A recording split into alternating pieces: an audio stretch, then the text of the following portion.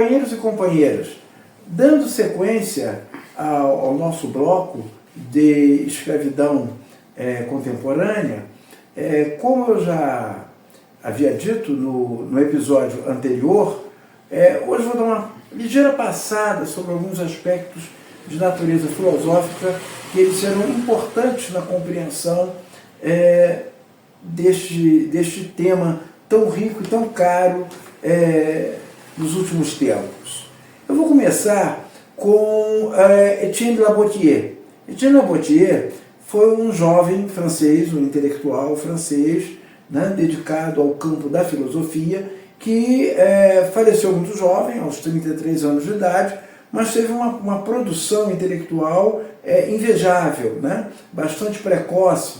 Aos 16 anos ele já começou a escrever, né, e ele escreveu um trabalho interessantíssimo, chamado Discurso sobre a Servidão Voluntária, né, que, na sequência, Montaigne fez uma leitura sobre essa obra, né, e sobre o conjunto da obra de Etienne Labotier.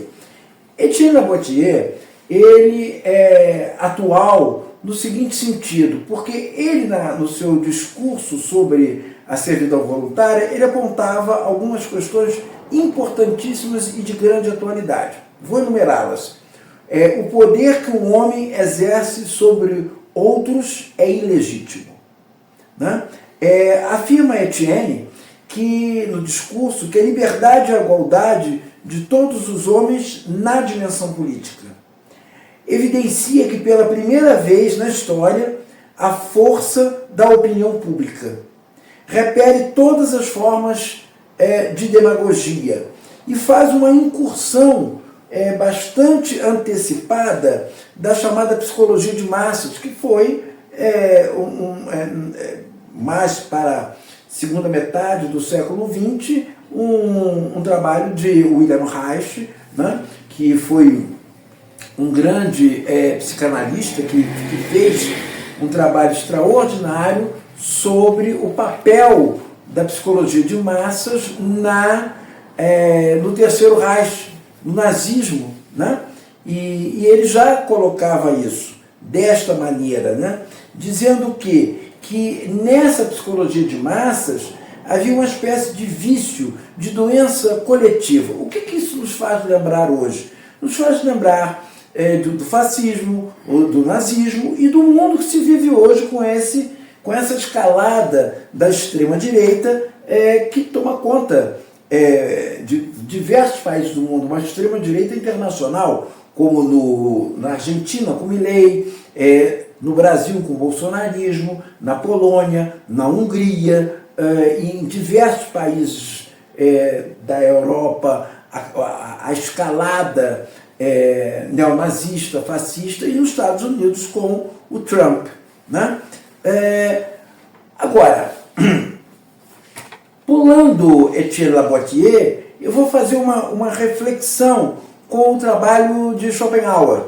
Schopenhauer dizia no Dilema do Porco-Espinho, obra que está presente em Parerga e Paraliponema, de 1851. O que ele diz sobre o porco-espinho?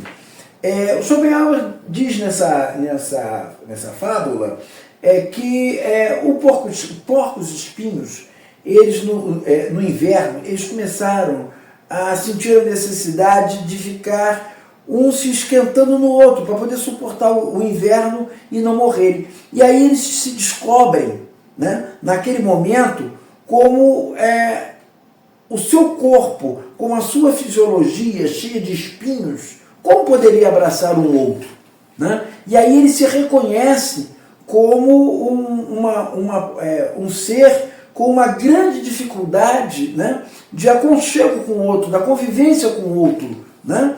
E aí essa é a fábula, né? A fábula de se reconhecer como um ser com grande dificuldade do seu próprio corpo, da sua própria existência, conviver com o outro. E tem que conviver com o outro para poder sobreviver. E o outro, da mesma forma, tem que conviver com ele para poder sobreviver. Bom, Hegel, se a gente for fazer uma correlação com Schopenhauer, ele vai trabalhar com a dialética do senhor e do escravo. O que ele diz na dialética do senhor e do escravo, na fenomenologia do espírito? Ele diz o seguinte, que através dessa metáfora, né, do senhor e do escravo, estabelece uma consciência de si e o reconhecimento, demonstrando como a luta entre dois indivíduos leva à formação da autoconsciência e, consequentemente, à sociedade. Ora, quando você tem a consciência de si, você descobre, nesta relação senhor-escravo, que você só é senhor porque existe um outro, que é aquele que se sujeita ao senhor. Mas a partir do momento em que ele reconhece o outro como um escravo, ele toma consciência de que aquela posição de senhor existe enquanto o outro o aceitar enquanto escravo. E o escravo, ele pode até tomar consciência de si perante a natureza, que necessariamente ele deva ser um escravo. Então tudo isso vai influenciar, com certeza, no pensamento de Karl Marx, de Nietzsche e de Sartre. Né? Evidentemente que Hegel vai deixar um legado filosófico importante, inclusive na escola de Frankfurt, influência do Adorno, Hockenheim, né? Enfim, todos aqueles da teoria crítica. Né? Inclusive Frantz Fanon, que é um escritor francês que trata da questão da negritude, onde ele escreve sua obra de grande importância, Peignoir et Masque Blanc, que é Pele Negra e Máscaras Brancas. E ali ele faz este trabalho também de natureza dialética. Não vou mergulhar nisso, porque realmente é só para dar uma ilustração e uma sustentação importante naquilo que eu virei a falar na sequência deste terceiro bloco, né? Dessa terceira parte. Agora, algo que é importante, que se relaciona em todo esse campo da filosofia política do mundo ocidental, é o humanismo dentro da filosofia africana, que é o Ubuntu. O que diz a filosofia Ubuntu? A humanidade reside na humanidade de outro. Eu sou porque nós somos. Ou seja, você só existe porque existe o outro. Então essa relação é uma relação de convivência, né? E de uma convivência que só é possível na medida em que as pessoas entendem que elas só existem em relação ao outro.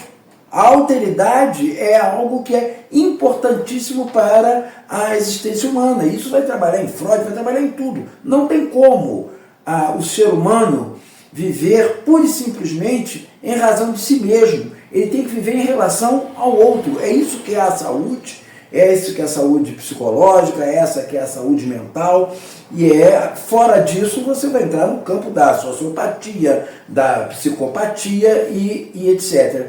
Agora, Nelson Mandela é um dos que trabalham, que trabalharam para o fim do apartheid com este sentimento, o sentimento de que é importantíssimo esta relação. Né? Tanto é verdade que Nelson Mandela ele rompe com o apartheid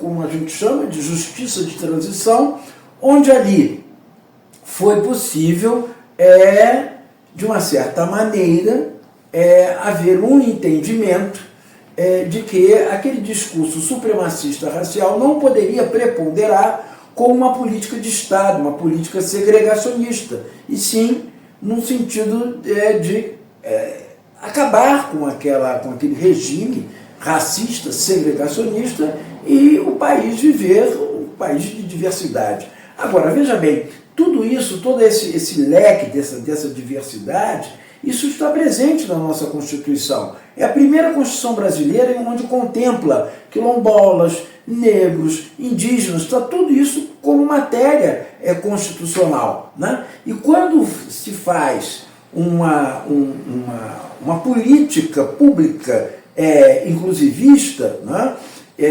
Principalmente quando a democracia vence o autoritarismo, é nesse momento que a gente tem a simbologia da rampa, a rampa com toda aquela diversidade subindo ao Palácio do Planalto, ou seja, um governo de todos. Isso não é nenhuma uma questão político-partidária, isto é uma questão de projeto de nação, isso é uma questão da viabilidade de um país crescer, de um país se desenvolver dentro deste campo. Né? Nada contra conservadorismo, conservadorismo é algo que faz parte de um campo. Agora, a extrema-direita, o fascismo e as ideias neonazistas, elas não podem ser toleradas, elas não podem ser respeitadas como uma forma de pensamento, ela tem que ser combatida, porque ela é adversária da natureza humana, ela é adversária da sociedade democrática, do Estado democrático de direito. Então, com esse preâmbulo, agora vou dar sequência àquilo que vai dizer respeito à uberização, à pejotização e à terceirização do trabalho. Para isso, relembrando o último episódio, a parte 2, eu disse que eu iria fazer alguma reflexão a respeito do aspecto filosófico das relações de trabalho. Em primeiro lugar, eu gostaria de citar Etienne de Laboitier, um francês que no século XVI, apenas com 18 anos de idade, ele se revelou um grande intelectual, uma pessoa com uma capacidade enorme de crítica e reflexão sobre o seu tempo. Ele escreveu Discursos da Servidão Voluntária. Ali ele aponta exatamente como a pessoa se coloca numa posição de servidão em relação àquele que ele julga ter um papel senhorial na sua vida. Isso é importante, extremamente importante, porque a partir do momento em que ele tem consciência disto, né, ele sai da opressão e parte para a resistência. Anos depois, surge Hegel. Hegel, ele trabalha com a dialética do senhor e escravo. Qual é a importância da dialética do senhor e escravo na filosofia do espírito de Hegel, que vai influenciar fundamentalmente o pensamento de Karl Marx, sobretudo nas questões da relação do trabalho-capital. O que diz Hegel a respeito disso? Ele trabalha com a consciência de si. E o que representa isso? Ele fez isso através de uma imagem, de uma fábula, do ouriço. O ouriço, sentindo frio, ele precisou estar abraçado com outro ouriço. E aí ele tomou a consciência dos seus espinhos e tomou a consciência também dos espinhos do outro. E como ele poderia sobreviver numa relação desta maneira, onde a luta pela vida, por conta do frio intenso, dependia desta relação, dessa consciência de que ele possuía espinhos, e a partir do momento em que ele sentiu frio, ele tomou conhecimento de que o outro também possuía espinhos. Então através dessa alegoria, né, que se tem a ideia da chamada consciência, a consciência de si, né, e que lá na frente Karl Marx vai trabalhar com a consciência da classe trabalhadora, com a luta de classes, com a relação capital-trabalho, com tudo isso que é a grande crítica, né, ao sistema capitalista, que até mesmo liberais, né, liberais com inteligência, liberais que, enfim, têm um compromisso, né, com o pensamento, um compromisso com o saber, né, só pode reconhecer o trabalho de Marx e não se tornar um antimarxista um anticomunista, isso é coisa que não faz parte do mundo da inteligência, do mundo da cognição. Bom, então, é desta forma que hoje eu vou iniciar esse nosso trabalho, né? Essa nossa conversa hoje. O que eu vou tratar a respeito desta nossa conversa? Ela vai se dar da seguinte maneira. Primeiro que eu preciso colocar as coisas dentro de um processo histórico. Revolução Industrial. Teve a primeira revolução, a segunda, a terceira e a quarta revolução industrial. A que nós estamos vivendo hoje é a quarta revolução industrial, ou seja, é aquela que diz respeito à revolução tecnológica. Né? O que é a revolução tecnológica? O que é a informática? O que é o mundo dos computadores? O que isso atravessou a economia e o que isso interferiu nas relações de trabalho? Interferiu nas relações de trabalho da seguinte maneira. Vamos, em primeiro lugar, sobre a uberização. A uberização hoje, ela toma conta das relações de trabalho e da economia no mundo atual.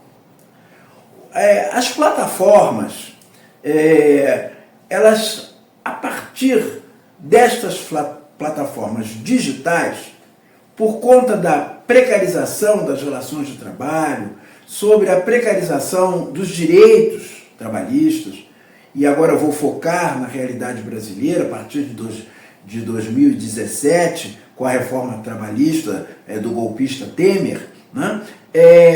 As coisas se tornaram tão perversas que o engodo de dizer que a redução de direitos trabalhistas iria empolgar o empresariado, né, a criar mais postos de trabalho. A verdade, não ocorreu absolutamente nada disso e todos nós sabíamos que isso seria uma fantasia, algo completamente fora da realidade, né? Fantasia para enganar a classe trabalhadora, né? Principalmente aqueles sem a chamada consciência de classe, porque eles próprios sabiam que isso era uma grande jogada para o sistema, era uma grande jogada para o quê? Para o aumento da lucratividade, né? O aumento da chamada mais-valia. Né? Então, por conta dessa falta de trabalho, desse grande desemprego, de tudo isso somado com o Covid-19, com um governo de extrema-direita, tudo isso foi colocando a classe trabalhadora numa situação extremamente dramática. O que faz? Qual o papel dessas plataformas? O papel dessas plataformas é chamar aquelas pessoas que estão em situação de grande dificuldade de ganho, com grande dificuldade de trabalho, se colocar neste mercado de plataforma. O que diz esse mercado de plataforma? A bem da verdade, a pessoa pega um bem seu, né? No caso, pode ser a sua casa, o seu apartamento, pode ser o seu automóvel, a sua moto, tá? E na falta do trabalho, tá? Ele transforma aquilo ali como um meio de produção, tá? Evidentemente, um meio de produção, entre aspas, né? Porque o convencimento desse sistema de plataforma é que ele é um autônomo, né? Ele não tem um empregador, quando na verdade existe todas as características, né, de que a plataforma, né, e aqueles controladores da plataforma, eles são os seus empregadores, sim. Por quê? Porque eles determinam o modo pelo qual você vai conduzir os seus negócios. Se você é autônomo, não tem ninguém para conduzir o seu negócio, a não ser você mesmo, né? Quando a plataforma diz como você deve se comportar, como deve ser a qualidade do seu produto, como deve ser os valores, eles determinam absolutamente tudo. Determinam absolutamente tudo. Valores, condições, qualidade do bem. Karl Marx, no Capital, no volume 2, ele fala que a mercadoria nem sempre é um objeto e que o serviço é um objeto. Ora, se você está prestando um serviço, tanto de hospedagem, né, quanto um serviço de transporte, né, levando uma pessoa de um destino ao outro, como um entregador de um iFood e etc., todos esses estão diante de uma plataforma que dirá a forma como deverá ser feito o trabalho e de que maneira. Você não escolhe o seu cliente como se você fosse um autônomo. Né? É quem vai procurar a plataforma e a plataforma vai dizer, né, qual daqueles que estão hospedados naquela plataforma é que vai atender aquele cliente da plataforma. O uberista, ele não é o dono da prestação de serviço. Ele presta um serviço através de um sistema, né, que determina as condições dele prestar aquele serviço. Até porque tem pontuação, ele pode ser excluído. E ele, a bem da verdade, é que oferece, no caso, o seu veículo, é ele que faz a manutenção do veículo, é ele que coloca o combustível, né? É ele que faz o seguro do veículo, é absolutamente tudo com ele. Mas quem determina o ganho dele, agora tem a falácia de que ele faz a sua jornada de trabalho. Evidentemente que com aqueles valores extremamente insuficientes, o sujeito tem que trabalhar 8, 10, 12 horas, né, para conseguir ter um ganho razoável. Né? Existe hoje um percentual gigantesco da massa de trabalhadores uberizados, né? Entregadores, como eles dizem, bike boys, motoboys, motoristas de aplicativo, pessoas que, enfim, alugam os seus apartamentos, as suas casas. Existe uma massa, né, de produção, de renda, de capital, que tornam essas plataformas bilionárias, sem nenhum custo e sem nenhum ônus social por aquilo que eles estão fazendo. É lógico que isso é uma única alternativa, né, para a classe trabalhadora. É a única alternativa. Né?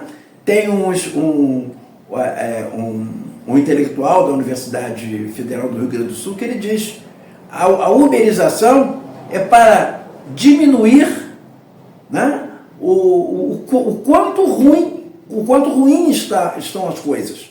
Né? É uma alternativa, né, de trabalho diante de onde você não encontra condições reais e dignas de trabalho. Agora, qual é a grande preocupação com isso? A grande preocupação com isso é que essas pessoas, elas acabam não tendo nenhum tipo de seguridade social. Não tem. Ora, se sofre um acidente, e o momento que vai se aposentar, o momento que vai precisar de um benefício, como ficam os seus dependentes, como ficam a sua esposa, a sua companheira, né, seus filhos, numa situação dessas? Né? Ou se há uma perda total do carro, num acidente, a situação é precária, é extremamente precária. Os entregadores de comida, os que trabalham com iFood, é uma coisa terrível. Eles se locomovem o dia inteiro a preço de corrida vil. Ou seja, costuma-se dizer, né, que a corrida é o salário. Ora, isso é a maximização da mais-valia. Isso é a retirada absoluta das plataformas, né, dos seus compromissos trabalhistas, quando, na verdade, essas relações de trabalho e esses vínculos, eles existem. Né?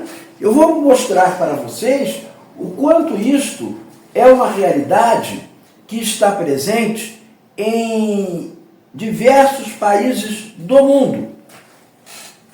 Os países capitalistas, eles colocam essas plataformas, né, com uma relação de vínculo empregatício com aquele que está usando o aplicativo. Vamos lá. Nos Estados Unidos, em Nova York, que foi uma das primeiras, depois vem os países da União Europeia, o Reino Unido. Ora, Nova York tem 65 mil entregadores por meio de aplicativo. Eles já ganham um salário mínimo de $15 a hora e contam com uma transparência sobre as gorjetas deixadas pelos clientes, têm licenças oficiais para trabalhar e usar o banheiro dos restaurantes, onde pagam comida. As empresas são obrigadas a fornecerem mochilas de entregas. Países integrantes da União Europeia estão implantando, ou em período de teste, propostas para que trabalhadores de empresas de serviços de aplicativo tenham direitos trabalhistas, como o estabelecimento de vínculo empregatício. O Reino Unido, o Uber, perdeu contenda na justiça e, em decisão inédita, precisará conceder salário mínimo, férias remuneradas e um plano de pensões aos mais de 70 mil motoristas do aplicativo dos países da região: Inglaterra, País de Gales, Escócia e Irlanda do Norte. A Suprema Corte Britânica decidiu que os motoristas são trabalhadores e devem receber os benefícios a que têm direito como se fossem contratados pelas empresas. Essa é a realidade do mundo europeu e essa é a realidade dos Estados Unidos. No Japão, o vínculo empregatício dos trabalhadores de aplicativos não está em discussão e nem oferece garantia a férias remuneradas ou pagamento de horas extras. Apesar disso, as empresas de aplicativo de transporte de passageiros e de entregas concedem um seguro acidente de $13 mil a quem trabalha com aplicativos. Austrália, Nova Zelândia e Coreia do Sul estão estudando formas de proteção e garantia para os trabalhadores. Há alguns direitos em fase de implantação. Essa é a realidade do mundo desenvolvido, o que difere muito, daqui a pouco vou dizer para vocês, da realidade brasileira.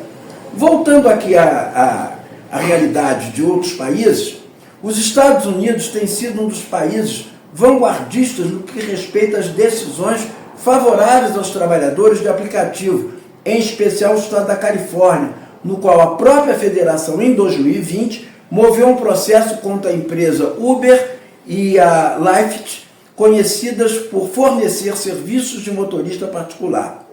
No litígio, a Califórnia argumenta que as empresas de transporte não podem classificar seus motoristas como prestadores de serviço, quando são, na verdade, empregados. Assim, segundo o juiz Ethan Schuman, do Tribunal Superior de São Francisco, as plataformas foram acusadas de violar a Assembly Bill S-55, lei que entrou em vigor em 1º de janeiro de 2020, a fim de exigir que empresas classifiquem seus motoristas como empregados, se controlarem com os colaboradores, executam suas funções ou quando têm o trabalho como parte de sua rotina diária. Na Inglaterra, uma ação ajuizada por um ex-motorista em um tribunal laboral decidiu em outubro de 2016 que os trabalhadores do aplicativo Uber serão considerados workers, ou seja, devem ter os direitos relativos ao salário mínimo e com limite de jornada de trabalho respeitado pelo contratante, contrariando a empresa que desejava a manutenção do posto de autônomo.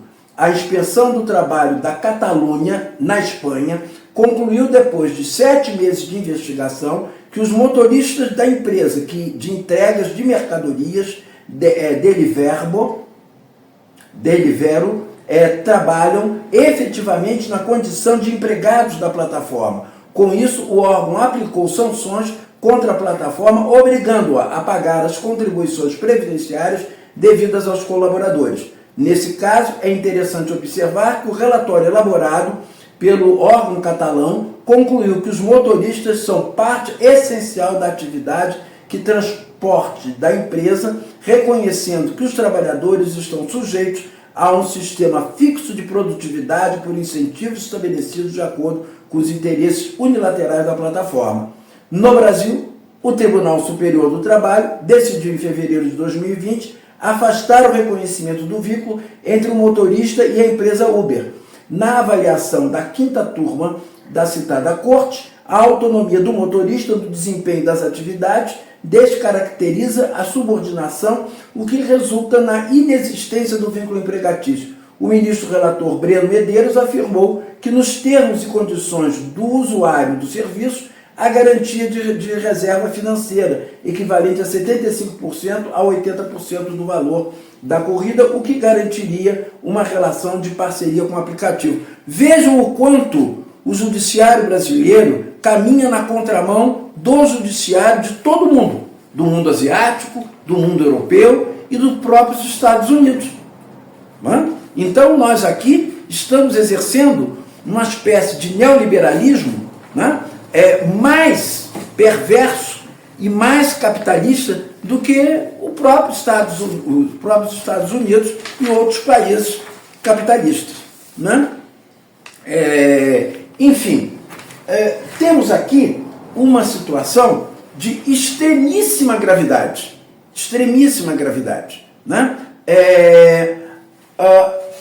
Vou mostrar para vocês algo que é extremamente relevante e, de uma certa forma, até assustador. Vocês vejam, existem milhões de trabalhadores brasileiros hoje trabalhando nesta atividade. Agora, vejam bem, essas pessoas, elas não têm garantia social alguma. Recentemente foi apresentado um projeto de lei no sentido de dar a esses trabalhadores alguma forma de garantia social junto à Previdência Social. E, estranhamente, esses trabalhadores, eles não concordaram com uma assistência social ou garantias de natureza previdenciária, ainda que o próprio projeto diga que não haja vínculo empregatício entre a plataforma e eles. Mas, mesmo assim, eles se negaram a essas garantias. Veja bem, isso tem muito a ver com uma questão. O trabalho se tornou algo extremamente demonizado. Vejam bem, a classe trabalhadora, ela ficou muito refém de uma certa propaganda de que o mais importante era você não ser operário, era você não ser empregado.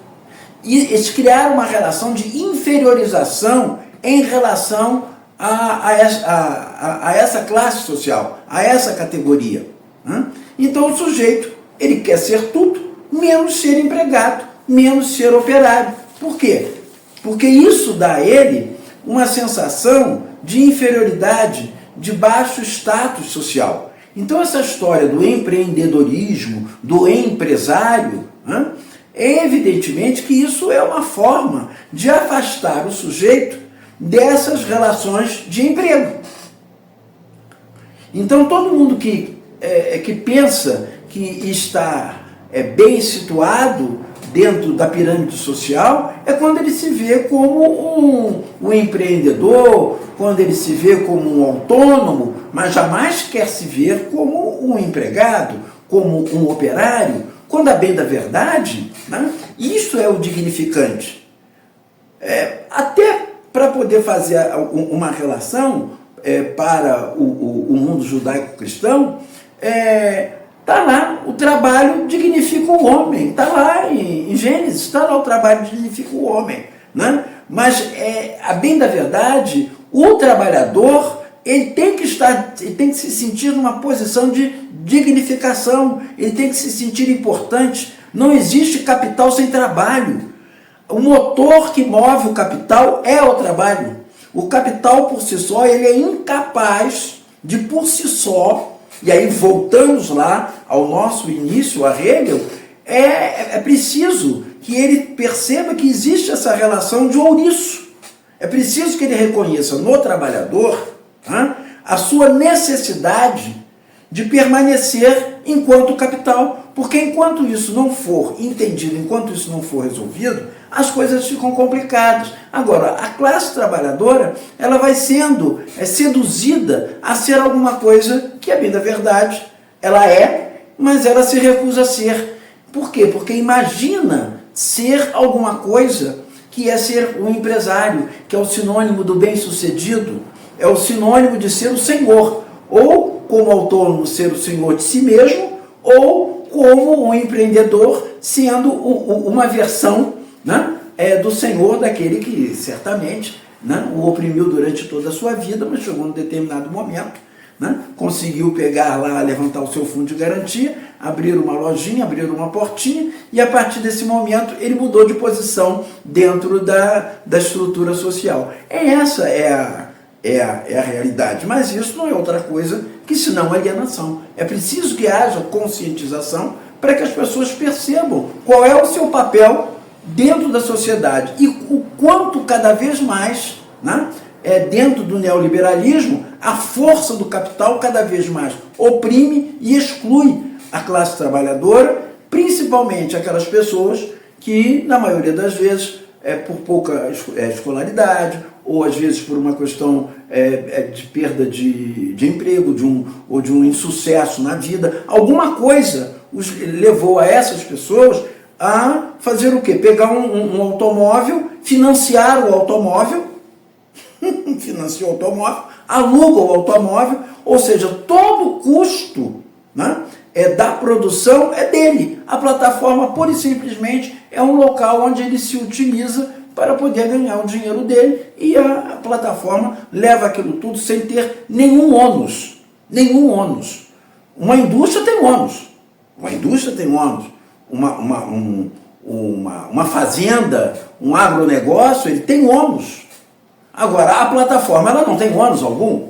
Bom, agora vamos à pejotização. A pejotização é outra perversidade do trabalho escravo contemporâneo. Ou seja, é aquela situação onde o empregador exige que aquele empregado ele seja um prestador de serviço. Então, ele tem que apresentar um CNPJ, de modo a que ele não tenha vínculo, e assim o empregador ele fica desonerado, né, das obrigações trabalhistas, as obrigações com previdência social e etc. Essa é a chamada pejotização. Evidentemente que já faz tempo que a Justiça do Trabalho já vinha entendendo que a pejotização não é outra coisa senão uma simulação de autonomia, ou uma simulação de uma terceirização, quando vem da verdade não é nada disso. Mas, infelizmente, a nossa Corte Suprema, o Supremo Tribunal Federal, em termos de direito do trabalho, tem sido bastante, vamos dizer assim, desfavorável à classe trabalhadora, né? Dos 11 ministros do Supremo Tribunal, apenas 2 ministros, eles têm as suas decisões, né, com a sensibilidade, com a percepção da Constituição no campo dos direitos sociais, que hoje é o ministro Fachin, né, e o ministro Dino, que sucedeu ao ministro Lewandowski. O ministro Lewandowski já era uma voz no Supremo Tribunal Federal, né, cujos votos eram favoráveis à classe trabalhadora, e agora o Dino também. Enfim, as decisões majoritariamente têm sido desfavoráveis para a classe trabalhadora. A terceirização, que é o último ponto que eu vou tocar com vocês, um pouco difere um pouco da pejotização, mas a terceirização é empresas que terceirizam aquela sua atividade fim. Por exemplo, uma escola, ela não pode terceirizar os seus docentes, os seus professores. Por quê? Porque a atividade fim dela é a educação. Então, os empregados têm que ser os empregados da escola, têm que ser os empregados daquela empresa. Ela não pode terceirizar. Uma clínica, ela não pode terceirizar médicos. Uma clínica não pode terceirizar médicos. Por quê? Porque a atividade fim dela é saúde. É médico, é enfermeiro, enfim, são os profissionais da área de saúde. Quando faz a terceirização dessas atividades fins, o que a empresa ela faz? Ela se exonera de uma forma, vamos dizer assim, ardilosa, das suas obrigações, não só com o fisco, mas as suas obrigações com previdência social, com legislação trabalhista, com absolutamente tudo. Então, hoje,